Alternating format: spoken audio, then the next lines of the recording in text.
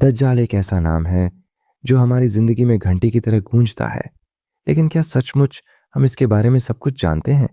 आज हम इस वीडियो में दज्जाल के बारे में विस्तार से बात करेंगे, उसकी असली पहचान और उसके आने का क्या मतलब है। दज्जाल इस वक्त कहाँ है और दज्जाल का आना कैसे दुनिया को बदल देगा और हम उससे कैसे बच सकते हैं, इस पर एक गहरी नजर डालेंगे।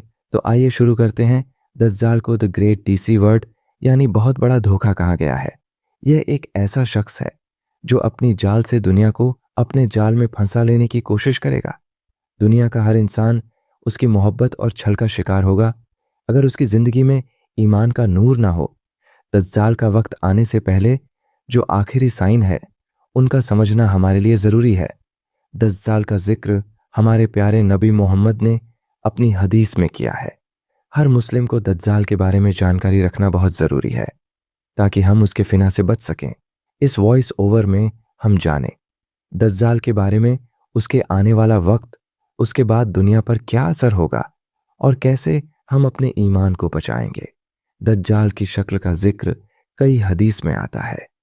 रसूल अल्लाह एबस ने कहा था कि दज्जाल एक आदमी की शक्ल में होगा, लेकिन उसकी एक आंख बंद होगी और दूसरी आंख खुली होगी, जो कि बिल्कुल एक खुला हुआ गाला दिखाएगा। दज्जाल का रंग भी खास होगा। अक्सर हदीस में उसके बारे में कहा गया है कि वह लाल रंग का होगा और उसके बाल भी काफी बदलेंगे। रसूल अल्लाह ने अपनी उम्मत को दज्जाल की शक्ल और उसकी खूबियों से पहले ही वाकिफ कर दिया था, ताकि अगर वह कभी अपनी जिंदगी में दज्जाल को देखे तो वह आसानी से पहचान सके। इसके अलावा दज्जाल के दिखने की जो और पहचान है वह यह है कि उसके पास एक इंसान जैसा गड्ढा होगा जो जमीन पर चलेगा। यह गड्ढा उसके चेहरे के पास होगा और उसके चेहरे को देखकर हर इंसान को लगेगा कि यह कोई ऐसा शख्स है जो हमारे लिए असली मुश्क दज्जाल का आना अपने आप में एक बहुत बड़ी निशानी है। रसूल उल्लाह ने कहा था कि जब दज्जाल दुनिया में आएगा तो वह हर एक इंसान को अपनी चाल में डाल लेगा। सबसे पहले दज्जाल का आना एक साइन होगा जिसे हमें सबको पहचानना होगा। इस वक्त दुनिया में फना, अंधेरे और तबाही का सामना होगा। दुनिया की हर नई और तमीज उससे बदल जाएगी। दज्जाल का आना एक फित है, यानी वह एक ऐसी इम्तिहान का सबब बनेगा जो हर इंसान को अपनी जिंदगी की हकीकत का समझने पर मजबूर करेगा। इस वक्त दुनिया के हर कोने में फिना फैले लोग अपनी पुरानी सोच और सभ्यताओं को त्याग देंगे और नए तरीकों को अपनाने के लिए तैयार हो जाएंगे। दज्जाल, जो कि इस्लाम की एस्केटोलॉजी में सबसे बड़ा फना है, अपनी साथ दुनिया को सपने और झूठ के दिखावा लेकर आएगा। वह अपनी चाल से दुनिया के हर शख्स को अपनी तरफ खींचेगा और अपने जाल में लोगों को उलझा कर अपनी तरफ खींच ले। दज्जाल का रोल दुनिया में ऐसे चलेगा जैसे एक महान तानाशाह या डिक्टेटर का होता है। वह अपनी चाल से हर इंसान के दिमाग में अपने ख्याल डाल देगा और अपने जाल में लोगों को उलझा कर अपनी तरफ खींच लेगा। उसका मुख्य उद्देश्य इंसानियत को अपने धोखे में रखना है। उसके पास वह सारी शक्तियां होंगी जो एक इंसान के लिए देखी और समझी जाने वाली चीज नहीं होंगी। इस वक्त लोगों के लिए सबसे ज्यादा मुश्किल यह होगी कि वह अपने ईमान और अपने दिल को उसके धोखे से बचाए। दुनिया के हर कोने में दज्जाल का इन्फ्लुएंस बढ़ेगा और वह हर किसी को अपनी तरफ खींचने की कोशिश करेगा। वह हर इंसान को अपनी झूठ और दिखावा के साथ अपनी तरफ बुलाएगा और जो लोग उसकी बात मानेंगे वह उसके नियंत्रण में आ जाएंगे। दज्जाल के शासन के कुछ बहुत बड़े साइन हैं जो उसके आने से पहले दुनिया में नजर आएंगे। रसूलुल्लाह ने इन साइन का जिक्र किया था और उन साइन के जरिए हम उसके आने का वक्त और उसकी ताकत को समझ सकते हैं। पहला साइन जो सबसे ज्यादा प्रोमिनेंट होगा वह है फिना और काउस का बढ़ना। दुनिया का हर इंसान उस वक्त कंफ्यूज होगा और अपनी जिंदगी के फैसले करते वक्त मुश्किल में पड़ जाएगा। हर धर्म, हर समाज में एक नई सोच चल रही होगी और हर इंसान को अपने ईमान पर सबसे ज्यादा टेस्ट होगा। दूसरा साइन जो हमें नजर आएगा वह है दज्जाल का अपने फॉलोअर्स के साथ खड़ा होना। ये फॉलोअर्स उनके लिए एक प्रूफ बनेंगे जो उनको ये बताएंगे कि दज्जाल सच में अपना मिशन पूरी दुनिया में फैला रहा है। ये फॉलोअर्स दुनिया में अपने खुद के सपने दिखाकर लोगों को अपनी तरफ जोड़ लेंगे और ये एक बहुत बड़ा टेस्ट होगा। हर इंसान के लिए एक और साइन जो बहुत जरूरी है वह है दज्जाल का अपनी सुपर नेचुरल पावर्स दिखाना। वह ऐसी चीजों को कंट्रोल करेगा जो समझ से परे हैं, जैसे कि लोगों को अपनी तरफ बुलाना, उन्हें अपनी तरफ खींचना और अपने जो हो जाने वाले एक्शंस को दुनिया के लिए एक धमाका बना देना। दज्जाल के शासन का जो सबसे बड़ा और आखिरी साइन है वह है उसकी तकरार हजरत ईसा अलैहि सलाम के साथ। ईसा अलैहि सलाम की आने वाली फजीलत और उनका इस दुनिया में वापसी करना वह निशानी है जो दज्जाल की खात्मे वाली होगी। यह जो तकरार होगी वह दुनिया की सबसे बड़ी लड़ाई होगी। ईसा अलैहि सलाम का आना दज्जाल को हर हाल में हराएगा। रसूल अल्लाह ने एक हदीस में कहा था, जब दज्जाल अपने सारे फने से दुनिया को अपनी चाल में डाल रहा होगा तब हजरत ईसा अलैहि सलाम जमीन पर वापस आएंगे। उनकी ताकत और अल्लाह का हुक्म दज्जाल को शिकस्त देगा। यह एक बहुत ज्यादा डिसीज मोमेंट होगा जब दज्जाल का इल्जाम सबके सामने आएगा और वह अपनी आखिरी सफर पर जाएगा। अब अगर हम इस पूरी कहानी का विश्लेषण करें तो हमारे लिए सबसे जरूरी बात यह है कि हम अपने ईमान को कैसे बचाएं। दज्जाल के आने से पहले जो साइन है उनका हमें ध्यान से देखना होगा। हमारे लिए यह बहुत जरूरी है कि हम अपने आप को और अपने ईमान को हर टेस्ट के लिए तैयार रखें। इस्लामिक शिक्षाओं में हमें जो सबसे जरूरी चीज सीखनी है वह यह है कि हम अपनी जिंदगी में अल्लाह और रसूल की बातों को पहचानें। अगर हम अपने ईमान को जिंदगी का हिस्सा बनाएंगे तो दज्जाल का जो फतनानी का फिना एक ऐसी इम्तिहान का हिस्सा है जो हमारे ईमान को पहचानने का एक तरीका है। जो लोग अपनी जिंदगी में ईमान और हक को अपनाते हैं वह दज्जाल के धोखे से बच सकते हैं। दुनिया के हर कोने में दज्जाल का इन्फ्लुएंस बढ़ेगा, लेकिन अगर हम अपनी रूहानियत को मजबूत बनाएं और अपने ईमान को फैलाएं तो हम दज्जाल के फिना से बच सकते हैं। इसका वक्त आएगा और उस वक्त हमारी तैयारी और ईमान की मजबूती ही हमारी रक्षा होगी। एक मर्तबा में समंदर के सफर पर निकला। मुसाफिरों की कुल तादाद 30 थी और हम सब एक कश्ती पर सवार थे। हमारा सफर इत्मीनान के साथ कट रहा था कि अचानक हवा चलने लगी और समुद्र में तूफान आ गया। इस तेज हवा और तूफानी लहरों के बीच हमारी कश्ती और समंदर में मौजूद दूसरी कश्तियां डोलती जा रही थीं।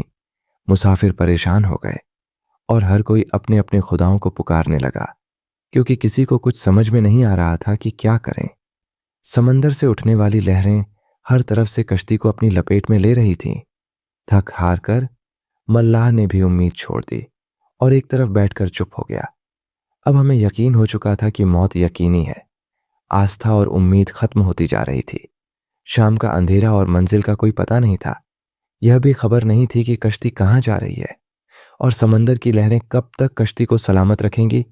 इस खौफनाक हालत में रात गुजर गई और सुबह की हल्की हल्की रोशनी फैलने से हर तरफ उजाला ही उजाला हो गया। कश्ती के रात भर हिचकोले खाने के बाद किसी को यह खबर नहीं थी कि हम कहाँ पहुंच गए।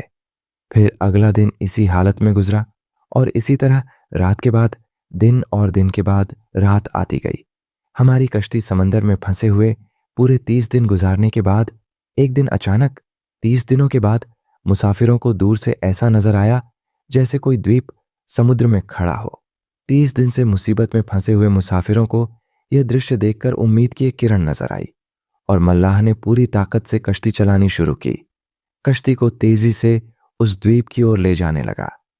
कश्ती में मौजूद मुसाफिरों को यकीन हो गया था कि अब मौत के अलावा कोई चीज नहीं है। उनके चेहरों पर जिंदगी की उम्मीद नजर आने लगी। फिर कश्ती जैसे जैसे करीब होती गई, द्वीप साफ नजर आने लगा। मल्लाह पूरी ताकत से कश्ती चला रहा था कि सूरज डूबने से पहले हम द्वीप तक पहुंच जाएं, ताकि कहीं ऐसा ना हो कि अंधेरा हो जाने के बाद हम आखिरी उम्मीद से भी हाथ धो बैठे। फिर कश्ती आहिस्ता आहिस्ता द्वीप की तरफ बढ़ती रही और जब वह करीब पहुंची तो सारे मुसाफिरों को यह जानकर खुशी हुई कि यह समंदर में एक द्वीप है। सूरज पूरी तरह से डूबने से पहले ही कश्ती उस द्वीप के किनारे पहुंच गई। ज्यादा देर नहीं गुजरी थी कि द्वीप के बीच से एक अजीबोगरीब जानवर निकला। उस जानवर के पूरे जिस्म पर बाल थे और इस कदर लंबे और घने थे कि यह मालूम नहीं होता था कि जानवर का अगला हिस्सा कौन सा है और पिछला हिस्सा कौन सा। सारे मुसाफिर इस अजीबो-गरीब जानवर को देखकर हैरान और परेशान हो गए, क्योंकि उनमें से किसी ने भी इससे पहले ऐसा जानवर देखा ही नहीं था। अब इस अजीबो-गरीब जानवर को देखकर सब परेशान हो गए कि यह क्या है। एक मुसाफिर ने दूसरे मुसाफिर से पूछा कि यह क्या चीज है। जानवर ने मुसाफिर की यह बात सुन ली और मुसाफिर के जवाब से पहले ही जानवर खुद बोला, मैं जासूस हूं। जानवर के इंसानों की तरह गुफ्तगू करने से तमाम मुसाफिर और ज्यादा परेशान हो गए, क्योंकि आज तक उन्होंने किसी जानवर को इंसानी जुबान में बोलते नहीं देखा था, ना ही सुना था। तभी सब यह समझने लगे कि हो ना हो ये कोई जिन है और हमारे सामने आ गया है। तुम्हारी जासूसी का मकसद क्या है और तुम किसके लिए जासूसी करते हो? एक मुसाफिर ने उससे पूछा। मैं जिस लिए जासूसी करता हूं उसे तुमसे मिलने का बेहद शौक है। वह तुमसे बातें करना चाहता है, लिहाजा तुम मेरे साथ चलो। यह सुनकर तमाम मुसाफिर हैरान और परेशान हो गए, चुपचाप उसके पीछे हो लिया। वह अजीबो गरीब जानवर मुसाफिरों को रास्ते से होते हुए एक पुराने महल के सामने ले आया। महल को चारों तरफ से बुलंद दीवारों ने घेरा हुआ था। वहां पहुंचकर मुसाफिरों ने उस महल को परेशान नजरों से देखा और फिर जानवर की तरफ सवालिया नजरों से देखने लगे। जानवर फिर आगे बढ़ा और सभी मुसाफिरों को एक बड़े दरवाजे से गुजरते हुए महल के अंदर ले गया। महल के अंदर दाखिल होते हुए उन्होंने एक बहुत बड़े शख्स को देखा जो जंजीरों में बंधा हुआ था और रिहाई के लिए कोशिश कर रहा था। हमने इससे पहले इतने बड़े कद और इतने ज्यादा जंजीरों वाले शख्स को नहीं देखा था। एक मुसाफिर ने हिम्मत करके पूछा, तुम कौन हो? वह शख्स बोला, मैं क्या हूं और कौन हूं यह तो तुम जान ही लोगे। पहले यह बताओ तुम कौन हो। हम अरब के लोग हैं। और साथ ही इस मुसाफिर ने अपने साथ बीती और यहां तक पहुंचने की सारी दास्तान बता दी। कैद में बंधे हुए ने कहा, जरा मुझे उस नकलस्तान स्वर्ग के बारे में बताओ। उसके बारे में क्या जानना चाहते हो? एक मुसाफिर ने पूछा। वह कैदी उस मुसाफिर से अंदाज में बोला। फिर वह मुसाफिरों से मुखातिब होते हुए कहने लगा, अच्छा, कब्रिस्तान के बारे में पूछना चाहते हो? मुसाफिरों ने कहा, यही कि क्या चश्मे में पानी है या नहीं, और अगर वहां पानी है तो फिर वहां के लोग चश्मे के पानी से खेती बाड़ी करते हैं। फिर वह पूछने लगा, अच्छा मुझे बताओ कि उम्मीद के नबी मोहम्मद के बारे में। मुसाफिरों ने जवाब दिया, उन्होंने मक्का से अपनी दावत का ऐलान किया और अब वह मक्का से निकलकर कहीं और मौजूद हैं। क्या वह अरब के लोगों के साथ कोई लड़ाई लड़ेंगे? कैदी ने पूछा, अरब ने लड़ाई में उनके साथ क्या सलूक किया? जवाब,